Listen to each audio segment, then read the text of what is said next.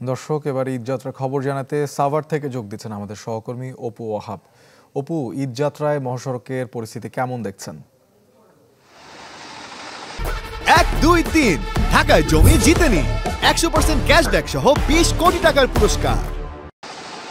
সুবন, ঈদের সময় যত ঘনিয়ে আসছে যানবাহনের চাপ কিন্তু বাড়ছে। মহাসড়কের যে স্বস্তির ঈদযাত্রা আস্তে আস্তে কিন্তু স্বস্তির অংশটুকু চেপে আসছে। আজকে সকাল থেকে আমরা যেটি দেখতে পেরেছি যে ঢাকা রিচা মহাসড়ক, নবীনগর চন্দ্রা মহাসড়ক, দুটি মহাসড়কেই যানবাহনে কিন্তু তীব্র চাপ রয়েছে।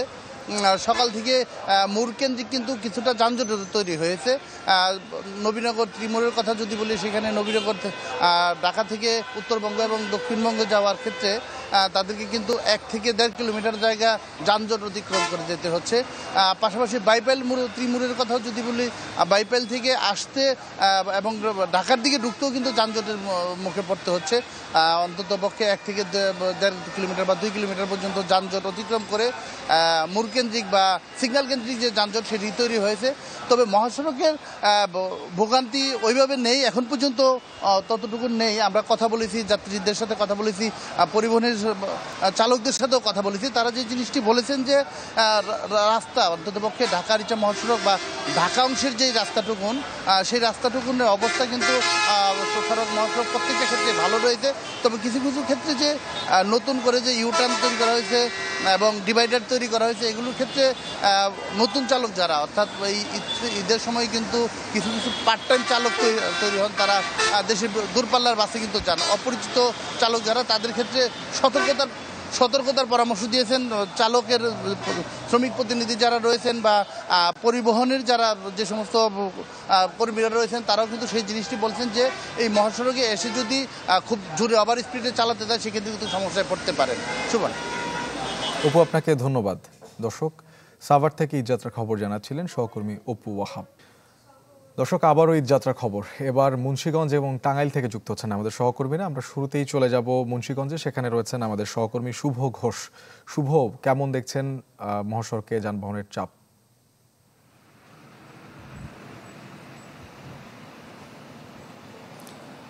শোভন, আসলে আজকে থেকেই আসলে বেসরকারি অনেক শিল্প প্রতিষ্ঠান ছুটি হওয়ার কারণে কিন্তু ভোরের পর থেকেই যানবাহনের চাপ কিন্তু বৃদ্ধি পেয়েছে মুন্সিগঞ্জের মাওয়া প্রান্তের ঢাকা মাওয়া এক্সপ্রেসওয়ে ও পদ্মা সেতু টোল প্লাজা এলাকাতে। মূলত চৈত্রের খরতাপে যানজট আর ভোগান্তি এড়াতেই কিন্তু অনেকটা আগেভাগেই রাজধানী ছেড়ে পরিবারের সাথে গ্রামের পথে ছুটছে মানুষ। আমরা ভোর থেকেই এখানে দেখেছি যে মোটরসাইকেলের একটি দীর্ঘ সারি তৈরি হয়েছে। একই সাথে ব্যক্তিগত যানবাহনের পাশাপাশি কিন্তু যাত্রীবাহী বাসেরও যে চাপ, সেটিও কিন্তু অব্যাহত রয়েছে। তবে সেতু কর্তৃপক্ষ বলছে তারা দ্রুত সময়ের মধ্যেই যানবাহনের টোল আদায় করে গন্তব্যের উদ্দেশ্যে যাতে যানবাহন যেতে পারে, ভোগান্তি নিরসনে কিন্তু সব ধরনের উদ্যোগ তারা নিয়েছেন। তবে যাত্রীদের একটি অভিযোগ যে ঢাকা মাওয়া এক্সপ্রেসওয়েতে মহাসড়কের যেখানে টোল আদায় করা হচ্ছে, সেখানে টোল আদায়ে ধীরগতির কারণে কিন্তু যানবাহনের একটি দীর্ঘ সারি তৈরি হচ্ছে, যে কারণে বেশ কিছুক্ষণ অপেক্ষায় থাকার কারণে কিছুটা ভোগান্তি হচ্ছে যাত্রীদের। তবে তারা বলছে যে সড়ক পথে তেমন কোনো বিড়ম্বনার শিকার তারা হননি। এবার ঈদযাত্রার শুরু থেকে আমরা দেখেছি যে অনেকটা আগেভাগেই মানুষ গ্রামের পথে ছুটছেন, যেহেতু আগামীকাল থেকে বিভিন্ন শিল্প প্রতিষ্ঠানের পাশাপাশি গার্মেন্টস ছুটি হতে শুরু করবে, তাই ঈদযাত্রায় বাড়ি ফেরা মানুষের এই চাপটি আরও বেশ কয়েক গুণ বেড়ে যাবে বলে কিন্তু আসলে সড়কে বিভাগের দায়িত্বে থাকা যারা রয়েছেন তারা বলছেন।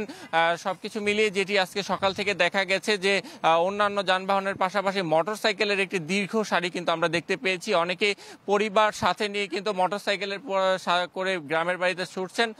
সবকিছু মিলিয়ে যেটি বলা যায় যে শোভন, ঈদে বাড়ি ফেরা মানুষের যে ভিড়, সেটি কিন্তু মাওয়া প্রান্তে বাড়ছে এবং এখনো সেটি অব্যাহত আছে এবং কিছুটা বড়ি হওয়ার মধ্যেও কিন্তু মানুষ শহর ছেড়ে। ধন্যবাদ। দর্শক, এবারে ঢাকা টাঙ্গাইল মহাসড়কের খবর জানাতে সরাসরি যোগ দিচ্ছেন সহকর্মী মাসুদ রানা। মাসুদ।